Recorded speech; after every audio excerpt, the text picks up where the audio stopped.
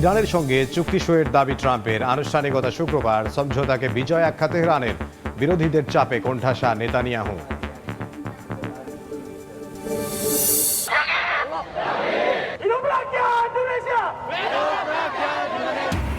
এবার জেনজি বিক্ষোভে উত্তাল ইন্দোনেশিয়া। সরকারি নীতি ও অর্থনৈতিক চাপের বিরুদ্ধে রাস্তায় হাজারো শিক্ষার্থী। ভারতে ককরোচ জনতা পার্টির প্রতিষ্ঠাতার উপর আক্রমণ। উড্ডয়নের পরপরই ক্যালিফোর্নিয়ায় যুক্তরাষ্ট্রের B-52 বোমারু বিমান বিধ্বস্ত, 8 জনের মৃত্যু। প্রশিক্ষণের সময় সাইবেরিয়ায় আসছে পড়ল রুশ বিমান। এবং আলজেরিয়া পরীক্ষা দিয়ে সকালে শুরু আর্জেন্টিনার বিশ্বকাপ মিশন। পুরোপুরি ফিট মেসি, মার্টিনেজ, রাতে মাঠে নামছে ফেভারিট ফ্রান্স। 68 বছর পর একদিনে 4 ম্যাচই ড্র।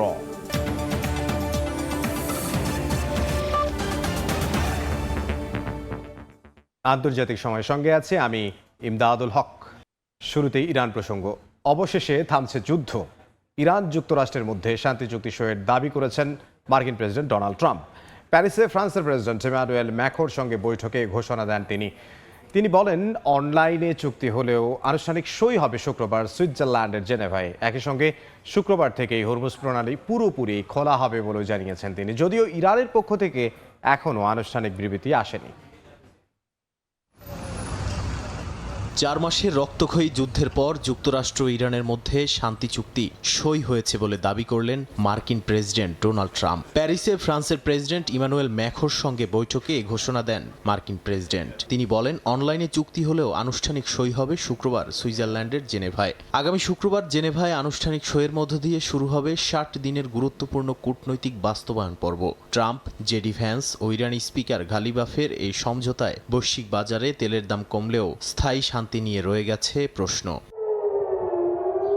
ফেব্রুয়ারিতে শুরু হওয়া মার্কিন ইসরায়েলি বিমান হামলার পর এই যুদ্ধ যুক্তরাষ্ট্রের কৌশলগত সীমাবদ্ধতা তুলে ধরেছে বলে মনে করছেন বিশ্লেষকরা। ইরানের সর্বোচ্চ জাতীয় নিরাপত্তা পরিষদের প্রায় 90% সদস্য এই সমঝোতাকে সম্মানজনক দলিল হিসেবে সমর্থন দিয়েছে। ম্যাক্রোর সঙ্গে বৈঠকের পর ট্রাম্প দাবি করেন, নতুন চুক্তির ফলে ইরান আর কখনোই পারমাণবিক অস্ত্র পাবে না, থাকবে কঠোর নজরদারি।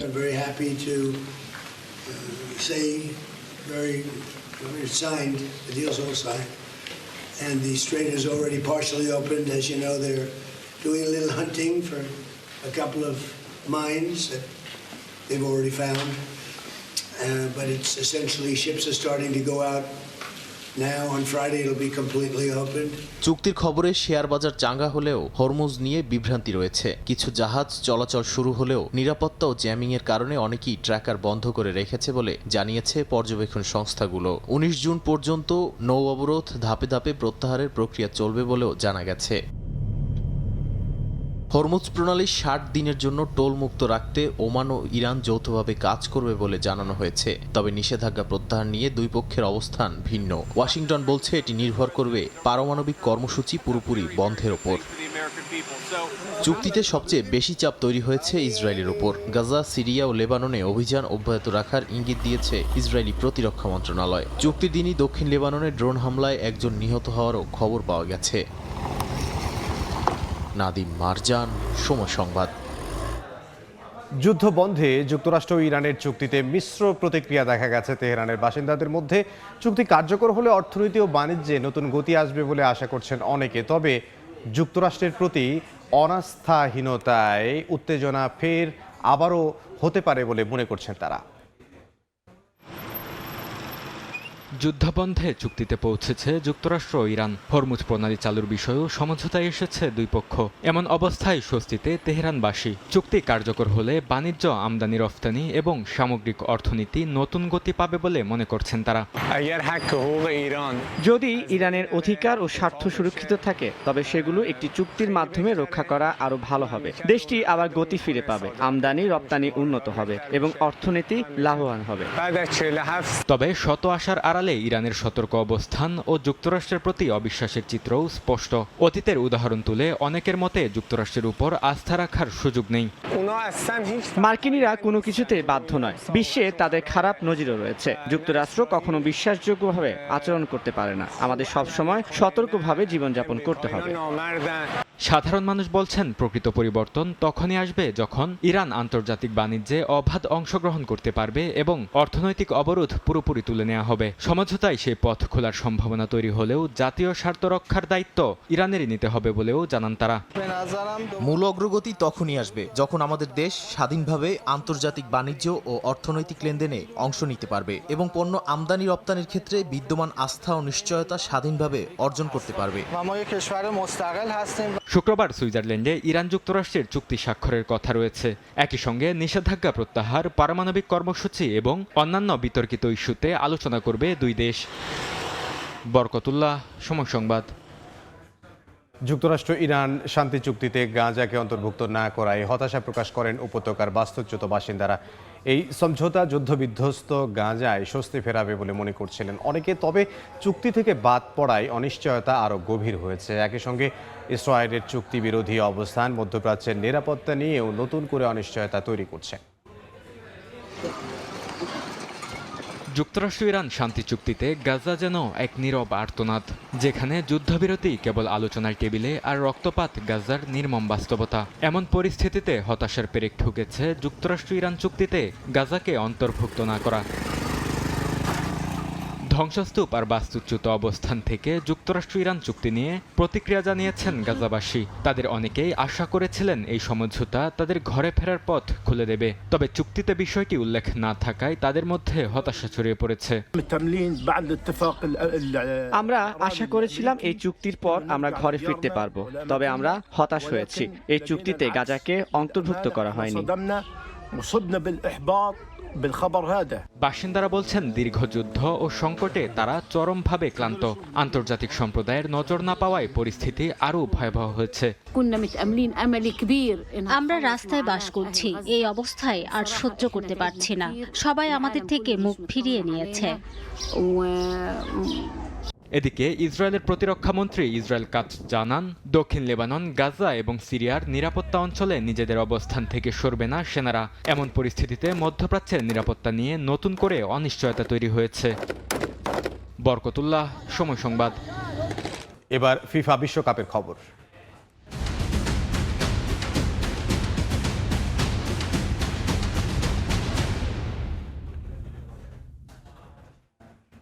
আলজেরিয়া পরীক্ষা দিয়ে কাল শুরু হচ্ছে আর্জেন্টিনার বিশ্বকাপ মিশন। কয়েকজন ফুটবলারের ইনজুরি নিয়ে শঙ্কায় ছিল দল, তবে প্রথম ম্যাচের আগেই ফিট সব ফুটবলার। সংবাদ সম্মেলনেও বেশ হাস্যোজ্জ্বল দেখা যায় কোচ লিওনেল স্ক্যালোনিকে। প্রতিপক্ষকে হালকাভাবে নেওয়ার সুযোগ নেই বলেও জানিয়েছেন তিনি। বলেন সব ম্যাচের বিষয়ে সতর্ক তারা। সাজিদ মুস্তাহিদ জানাচ্ছেন বিস্তারিত। আগে আর্জেন্টিনা এবং আলজেরিয়া দলের প্রেস কনফারেন্স শেষ হয়েছে এবং দুটো প্রেস কনফারেন্সেই ছিলাম, যদিও ভাষাগত অনেক আসলে সমস্যা ছিল, তারপরও আসলে ইন্টারপ্রেটারের মাধ্যমে যতটুকু জানতে পেরেছি এবং অনেক আর্জেন্টিনার সাংবাদিকও কিন্তু এখানে রয়েছেন, তারা যেটা বলেছেন যে আর্জেন্টিনার দল কিন্তু অনেকটা নির্ভর এবং ইনজুরি মুক্ত, যার কারণে কিন্তু আমরা দেখেছি প্রেস কনফারেন্সে বেশ হাস্যোজ্জ্বল দেখা গেছে লিওনেল স্ক্যালোনিকে। কিছু ইনজুরি সমস্যা নিয়ে কিন্তু আর্জেন্টিনা দল এই বিশ্বকাপে এসেছিল, তবে ঠিক প্রথম ম্যাচের আগে সব ফুটবলার ইনজুরি মুক্ত এবং একই সঙ্গে সবাই কিন্তু কালকের ম্যাচের জন্য পুরোপুরি ফিট এবং আলজেরিয়ার বিপক্ষে মাঠে নামতে মুখিয়ে আছে আর্জেন্টিনা ফুটবল। আলজেরিয়া মরক্কোর মতোই শক্তিশালী প্রতিপক্ষ। তাদের দলে দারুণ কিছু খেলোয়াড় ও অভিজ্ঞ কোচ আছেন। ব্রাজিল, মরক্কো এবং স্পেনের ম্যাচগুলো দেখেছি। আসলে বিশ্বকাপে কোনো প্রতিপক্ষকে হালকাভাবে নেওয়ার সুযোগ নেই। আলজেরিয়াও কঠিন পরীক্ষা নেবে, আমাদের সতর্ক থাকতে হবে। আলভারেজ, তাগলিয়াফিকো, পেরাদেস, ডিবু মার্টিনেজ সমস্যায় ছিল, কিন্তু কোচ লিওনেল স্কলানি বলেছে তারা ঠিক আছে। লিওনেল মেসি ও নিকোলাস অটামেন্ডি দুজনে আলাদা ফুটবলার হলেও আর্জেন্টিনার জন্য খুবই গুরুত্বপূর্ণ। সর্বশেষ বিশ্বকাপে সেটা আমরা দেখেছি।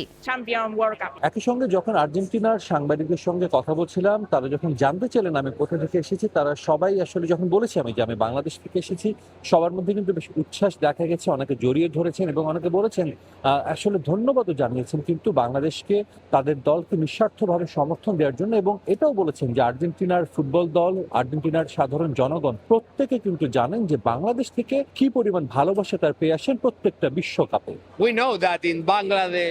আমি জানি এবং আর্জেন্টিনার ফুটবলাররাও সেটা জানেন, বাংলাদেশি পাগলাটে সমর্থকদের আমরা ভালোবাসি। বাংলাদেশ বাংলাদেশের মানুষ আর্জেন্টিনা জাতীয় দল নিয়ে খুবই উচ্ছ্বসিত। আমি চাই এবারের বিশ্বকাপেও তেমনটাই থাকুক। ব্রাজিল, স্পেন, নেদারল্যান্ডস বিশ্বকাপের 3 ফেভারিট নিজেদের প্রথম ম্যাচেই হোঁচট খেয়েছে। পয়েন্ট হারিয়ে শুরু করেছে বিশ্বকাপ। আলজেরিয়ার বিপক্ষে প্রথম ম্যাচ আর্জেন্টিনা ফ্যান্স এবং আর্জেন্টিনার পুরো দল নিশ্চয়ই চাইবে না তেমন কোনো ফলের পুনরাবৃত্তি হোক। এই কানসাস সিটিতে জয় দিয়ে বিশ্বকাপ শুরু করার লক্ষ্য আলবিসেলেস্তেদের। কানসাস সিটি থেকে সাজিদ মুস্তাহিদ, সময় সংবাদ, যুক্তরাষ্ট্র। সরকারি নীতি ও অর্থনৈতিক চাপের বিরুদ্ধে উত্তাল ইন্দোনেশিয়া। নিত্য প্রয়োজনীয় পণ্যের মূল্য বৃদ্ধি আর সরকারি ব্যয় নিয়ে ক্ষোভে ফুঁসছে দেশটির শিক্ষার্থীরা। জাকার্তা সহ দেশটির 8টি বড় শহরে বিক্ষোভ ছড়িয়ে পড়েছে। জন অসন্তোষ সামাল দিতে সরকারের উপর বাড়ছে রাজনৈতিক চাপ। শ্রীলঙ্কা, বাংলাদেশ ও নেপালের পর এবার জেনজিদের বিক্ষোভে টালমাটাল দক্ষিণ পূর্ব এশিয়ার দেশ ইন্দোনেশিয়া। স্থানীয় সময় সোমবারও অর্থনৈতিক চাপ, জ্বালানির মূল্যবৃদ্ধি আর সরকারি ব্যয় নিয়ে ক্ষোভে ফুঁসে ওঠে দেশটির শিক্ষার্থীরা। প্রধান সড়ক অবরোধ, টায়ারে আগুন যেন দেশটিতে নিত্য নৈমিত্তিক ব্যাপার হয়ে দাঁড়িয়েছে। এদিন রাজধানী জাকার্তা সহ দেশটির অন্তত 8টি বড় শহরে বিক্ষোভ করেছেন শত শত শিক্ষার্থী। মাকাসার, মেদান ও বান্দুং সহ বিভিন্ন শহরে একযোগে আয়োজিত এই কর্মসূচিতে সরকারের অর্থনৈতিক নীতির বিরুদ্ধে স্লোগান দেন তারা। পরিস্থিতি সামাল দিতে মোতায়েন করা হয় নিরাপত্তা বাহিনীর সদস্যদের। শিক্ষার্থীদের অভিযোগ, প্রেসিডেন্ট প্রাবোও সুবিয়ান্ত ফ্রি মিল কর্মসূচি ও গ্রামীণ সমবায় প্রকল্পের মতো বড় বড় কর্মসূচিতে বিপুল অর্থ ব্যয় করে রাষ্ট্রীয় কোষাগারের ওপর চাপ সৃষ্টি করছে, যা সাধারণ মানুষের জীবনযাত্রার ব্যয় আরও বাড়িয়ে দিয়েছে। এ সময় সরকারের ব্যয় নীতির পুনর্মূল্যায়নেরও দাবি জানান বিক্ষোভকারীরা। আমরা রাষ্ট্রীয় অর্থের অপচয়ের বিরুদ্ধে প্রতিবাদ করছি। একই সঙ্গে কৃষি জমি ও প্রাকৃতিক সম্পদের শোষণেরও বিরোধিতা করছি। আমরা চাই সরকার লোভ নির্ভর নীতি থেকে সরে আসুক। সরকার সাধারণ মানুষের মতামত না নিয়েই জ্বালানির মূল্যবৃদ্ধি সহ বিভিন্ন সিদ্ধান্ত নিয়েছে, যা জনগণের স্বার্থ বিরোধী। ইরান যুদ্ধের কারণে বিশ্ববাজারে তেলের দাম বেড়ে গেলেও এতদিন ভর্তুকির মাধ্যমে জ্বালানির দাম স্থিতিশীল রেখেছিল ইন্দোনেশিয়া সরকার। তবে প্রেসিডেন্ট প্রাবোর উচ্চাভিলাষী ব্যয় পরিকল্পনার কারণে বাজেটের উপর চাপ বাড়তে থাকায় গত সপ্তাহে জ্বালানির দাম উল্লেখযোগ্য হারে বাড়ানো হয়। তার জেরে বিক্ষোভ শুরু করেন দেশটির শিক্ষার্থীরা। নাসরিন রুমি, সময় সংবাদ। নিজেদের ডাকা বিক্ষোভে প্রকাশ্যে চড় খেলেন ভারতের ককরোচ জনতা পার্টির প্রতিষ্ঠাতা অভিজিৎ দীপকে। সোমবার রাজস্থানের জয়পুরে আন্দোলন চলাকালে সমর্থকদের কাঁধে থাকা অবস্থাতেই তাঁকে চড় থাপ্পড় মারে দুর্বৃত্তরা। তবে এই কাপুরুষোচিত হামলা চালিয়ে শিক্ষা খাতের অনিয়মের বিরুদ্ধে চলমান আন্দোলন দমানো যাবে না বলে সাফ জানিয়ে দিয়েছেন সিজেপি প্রধান।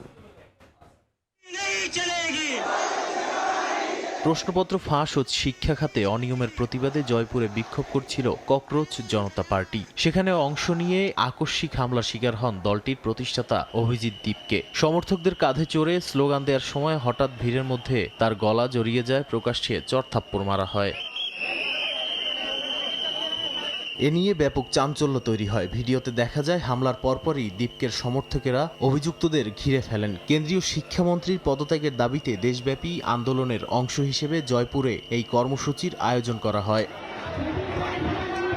ঘটনার পর এক্সপোস্টে অভিজিৎ দীপকে বলেন, শারীরিক হামলা, ভয় ও ভীরুতার বহিঃপ্রকাশ।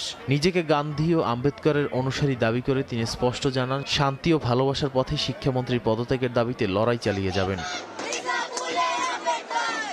এদিকে হামলার ঘটনায় নড়েচড়ে বসেছে স্থানীয় প্রশাসন। জয়পুরের বিদ্যাপুরী থানা পুলিশ এরই মধ্যে জড়িত সন্দেহে 6 জনকে আটক করেছে। ঠিক কী উদ্দেশ্যে এবং কাদের ইন্ধনে এই হামলা তা জানতে তদন্ত শুরু করেছে পুলিশ।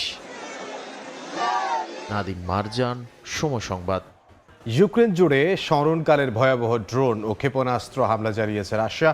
এতে অন্তত 11 জন নিহত হয়েছেন। ইউনেস্কো স্বীকৃত কিয়েভের ঐতিহাসিক ডরমেশন ক্যাথেড্রাল সহ শতাব্দী প্রাচীন সাংস্কৃতিক স্থাপনাগুলো এখন ধ্বংসস্তূপে পরিণত হয়েছে। ইরানের সঙ্গে চুক্তি হয়েছে জানানোর পর মার্কিন প্রেসিডেন্ট ডোনাল্ড ট্রাম্প বলেছেন, ইরান অধ্যায়ের সমাপ্তি টেনে এবার তিনি জেলেনস্কি ও পুতিনের সঙ্গে কথা বলে ইউক্রেন যুদ্ধ থামানোর দিকে মনোযোগ দিচ্ছেন। তবে রাজধানী কিয়েভ ও খার্কিভ সহ ইউক্রেনের প্রধান শহরগুলো লক্ষ্য করে একযোগে ঝাঁকে ঝাঁকে কামিকাজে ড্রোন ও ব্যালিস্টিক ক্ষেপণাস্ত্র ছুড়েছে রুশ বাহিনী। এই আকস্মিত হামলায় কয়েকজন বেসামরিক নাগরিক ও উদ্ধারকর্মী নিহত এবং অর্ধশতাধিক মানুষ আহত হয়েছেন। হামলার তীব্রতায় 1,40,000-এরও বেশি ঘরবাড়ি মুহূর্তেই বিদ্যুৎ বিচ্ছিন্ন হয়ে পড়ে। সবচেয়ে বড় আঘাতটি এসেছে ইউক্রেনীয় অর্থোডক্স খ্রিস্টানদের প্রধান আধ্যাত্মিক কেন্দ্র একাদশ শতকের ঐতিহাসিক ডরমিশন ক্যাথেড্রাল। ইউনেস্কো হেরিটেজের এই প্রাচীন উপাসনালয় প্রাঙ্গণে রুশ ড্রোন সরাসরি আঘাত হানলে দাউ দাউ করে জ্বলে ওঠে আগুন। শতাব্দী প্রাচীন পবিত্র ধর্মীয় রিলিক ও আইকনগুলো বাঁচাতে সেখানে পুরোহিত ও উদ্ধারকর্মীরা মিলে এক অভূতপূর্ব মানব শৃঙ্খল তৈরি করেন। যুদ্ধক্ষেত্রের এই ভয়াবহতার মাত্র কয়েক ঘন্টা আগেই মার্কিন প্রেসিডেন্ট ডোনাল্ড ট্রাম্পের সঙ্গে আলাদা ফোনালাপ করেন জেলেনস্কি ও পুতিন। একদিকে যখন শান্তি আলোচনার কূটনৈতিক তোড়জোড় চলছে, ঠিক তখনই পুতিন বাহিনীর এই নৃশংসতা বিশ্ব নেতাদের নতুন করে ভাবিয়ে তুলছে। তাই G7 ভুক্ত দেশগুলোর কাছে আরও শক্তিশালী আকাশ প্রতিরক্ষা ব্যবস্থার দাবি জানিয়েছেন জেলেনস্কি। নাদিম মারজান, সময় সংবাদ। যুক্তরাষ্ট্রের ক্যালিফোর্নিয়ায় বিধ্বস্ত হয়েছে মার্কিন বোমারু বিমান B-52। এ ঘটনায় নিহত হয়েছেন 8 জন। এডওয়ার্ডস বিমান ঘাঁটি থেকে উড্ডয়নের পরপরই আছড়ে পড়ে পারমাণবিক অস্ত্র বহনে সক্ষম যুদ্ধ বিমানটি। দুর্ঘটনার পর রানওয়ের বিশাল অংশ জুড়ে আগুন ধরে যায়, ধোঁয়ায় ছেয়ে যায় চারপাশ। দুর্ঘটনার কারণ জানতে তদন্ত চলছে। এদিকে রাশিয়ার একটি কৌশলগত বোমারু বিমান প্রশিক্ষণের সময় সাইবেরিয়ার ইরকুতস্ক অঞ্চলে বিধ্বস্ত হয়েছে। প্রশিক্ষণে মিশনে থাকা বোমারু বিমানটি হঠাৎ নিয়ন্ত্রণ হারিয়ে ফেলে। দুর্ঘটনার আগে বিমানের পাইলট নিরাপদে অবতরণ করতে সক্ষম হন।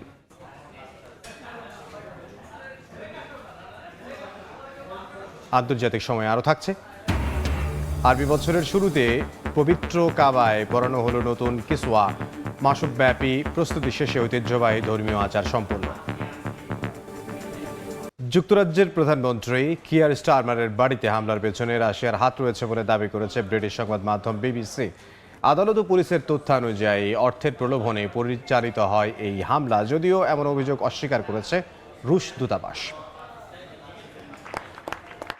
2025 সালের মে মাসে যুক্তরাজ্যের প্রধানমন্ত্রী কিয়ার স্টারমারের মালিকানাধীন গাড়িতে ধারাবাহিক হামলার ঘটনা ঘটে। সিসিটিভি ফুটেজ, ফোন রেকর্ড এবং ডিজিটাল প্রমাণ বিশ্লেষণের পর কয়েকজনকে গ্রেফতারও করা হয়। দীর্ঘ অনুসন্ধানের পর নতুন তথ্য প্রকাশ করেছে ব্রিটিশ সংবাদ মাধ্যম BBC। আদালত ও পুলিশের বরাতে সংবাদ মাধ্যমটি জানায়, পুরো অপারেশনটি পরিচালিত হয় একটি রুশ ভাষী হ্যান্ডলারের মাধ্যমে, যাকে এল মানি নামে টেলিগ্রামে শনাক্ত করা হয়েছে। অভিযোগ অনুযায়ী তিনি ইউক্রেনীয় নাগরিক রোমান লাভরিনোভিচ এবং রোমানিয়ান নাগরিক স্ট্যানিস্লাভ কার্পিউককে নিয়োগ দেন এবং ধাপে ধাপে আরও গুরুতর কাজের নির্দেশনা দেন। তথ্যে বলা হয়, রোমানকে অর্থের পাশাপাশি রুশ নাগরিকত্ব দেওয়ার প্রতিশ্রুতিও দেওয়া হয়েছিল। BBC প্রতিবেদনে আরও দাবি করা হয়, এই ধরনের কার্যক্রম বৃহত্তর একটি প্রক্সি নেটওয়ার্কের অংশ, যেখানে সামাজিক যোগাযোগ মাধ্যম ও টেলিগ্রামের মাধ্যমে তরুণদের অর্থের প্রলোভন দেখিয়ে ব্যবহার করা হয়। এসব নেটওয়ার্কের মাধ্যমে বিভ্রান্তিমূলক অনলাইন কমিউনিটি তৈরি করে যুক্তরাজ্যে ভীতি ও বিভাজন ছড়ানোর চেষ্টা করা হয়েছে বলে অভিযোগ উঠেছে। রুশপক্ষ অবশ্য এসব অভিযোগ অস্বীকার করেছে এবং দূতাবাস জানিয়েছে, রাশিয়াকে কোনো ধরনের অবৈধ বা নাশকতামূলক কর্মকাণ্ডের সঙ্গে যুক্ত করা রাজনৈতিক উদ্দেশ্য প্রণোদিত। বিশ্লেষকদের মতে, ইউরোপ জুড়ে ইউক্রেনীয় নাগরিকদের ব্যবহার করে নাশকতা কার্যক্রম পরিচালনার অভিযোগ নিরাপত্তা পরিস্থিতিকে আরও জটিল করছে। ইউক্রেনীয় তদন্তকারীদের দাবি, একাধিক দেশে ছড়িয়ে থাকা এমন নেটওয়ার্কে ইউক্রেনীয়রাই বড় অংশে জড়িত, যা কৌশলগতভাবে বিভ্রান্তি তৈরির একটি প্রচেষ্টা।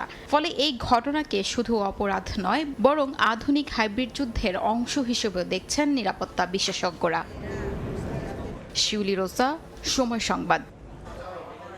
দ্বিপাক্ষিক সম্পর্ক আরও শক্তিশালী করার ঘোষণা দিয়েছে চীন ও মিয়ানমার। স্থানীয় সময় মঙ্গলবার বেইজিংয়ের গ্রেট হল অব দ্য পিপলে শি জিনপিং ও মিন অং হ্লাইয়ের মধ্যে বৈঠকের পর এ ঘোষণা দেন দুই নেতা। বৈঠকের আগে চীনের পক্ষ থেকে হ্লাইংকে আনুষ্ঠানিক অভ্যর্থনা জানানো হয়।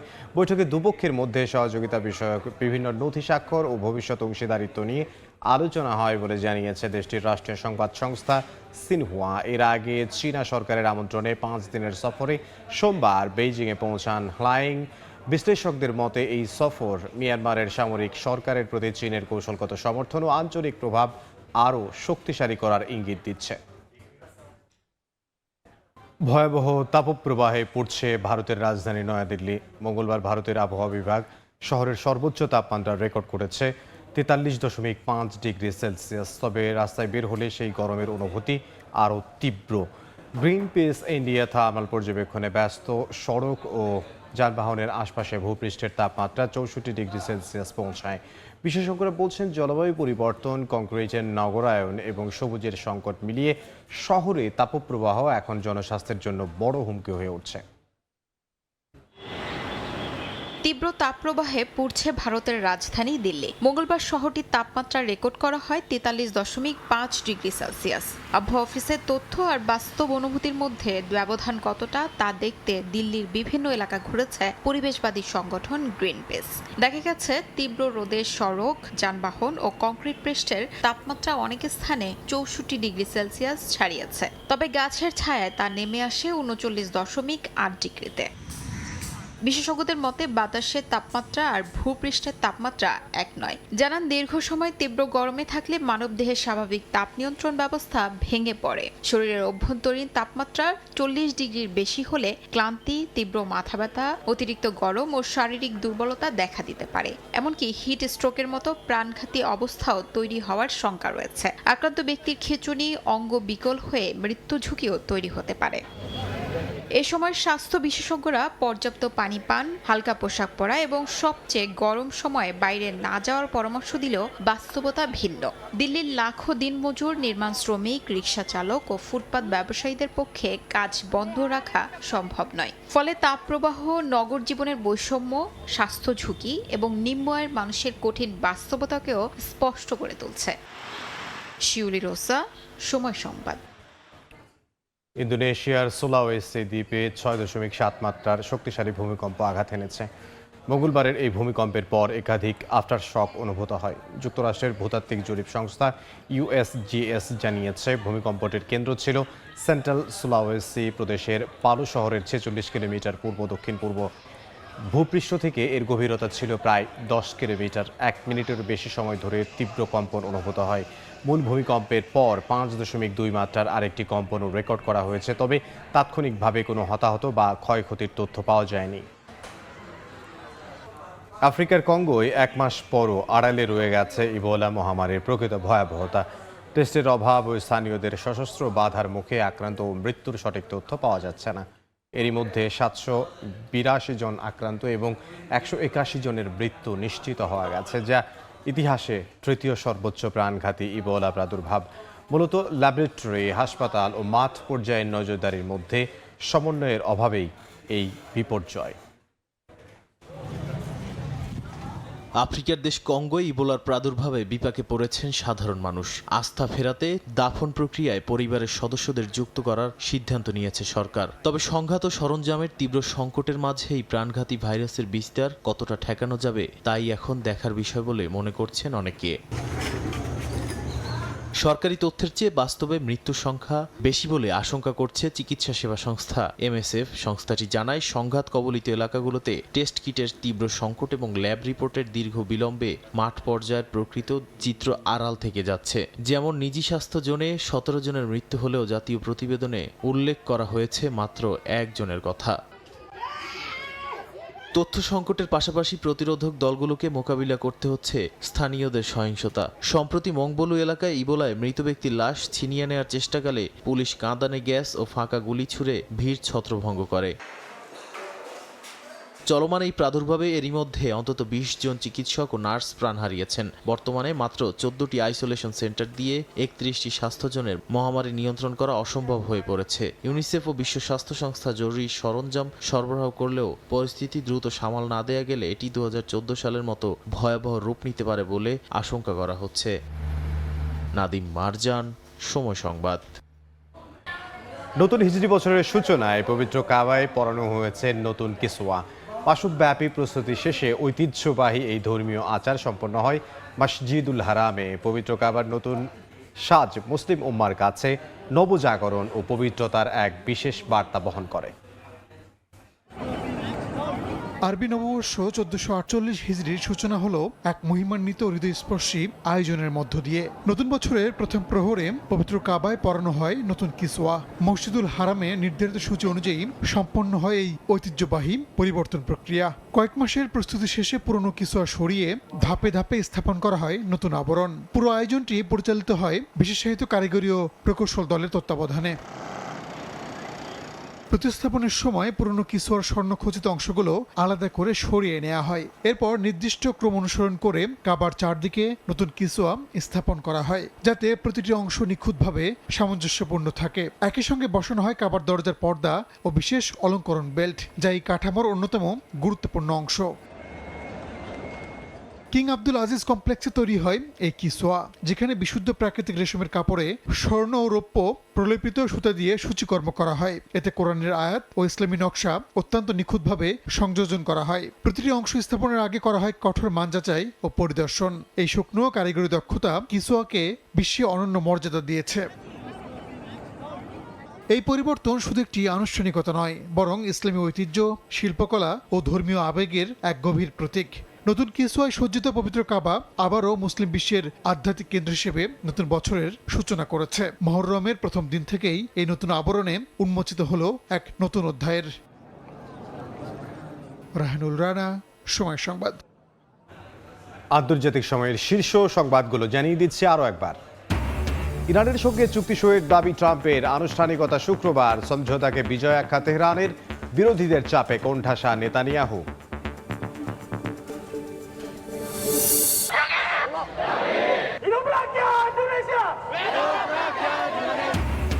এবার জেনজি বিক্ষোভে উত্তাল ইন্দোনেশিয়া। সরকারের নীতি ও অর্থনৈতিক চাপের বিরুদ্ধে রাস্তায় হাজারো শিক্ষার্থী। ভারতে ককরোচ জনতা পার্টির প্রতিষ্ঠাতার উপর আক্রমণ।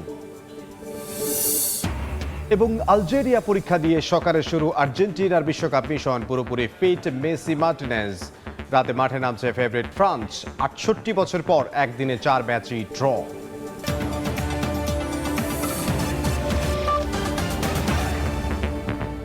এই ছিল আন্তর্জাতিক সময়। এরপর বিকেল ৫টার সময় সংবাদ নিয়ে থাকবেন সহকর্মী তোহা খান তামিম।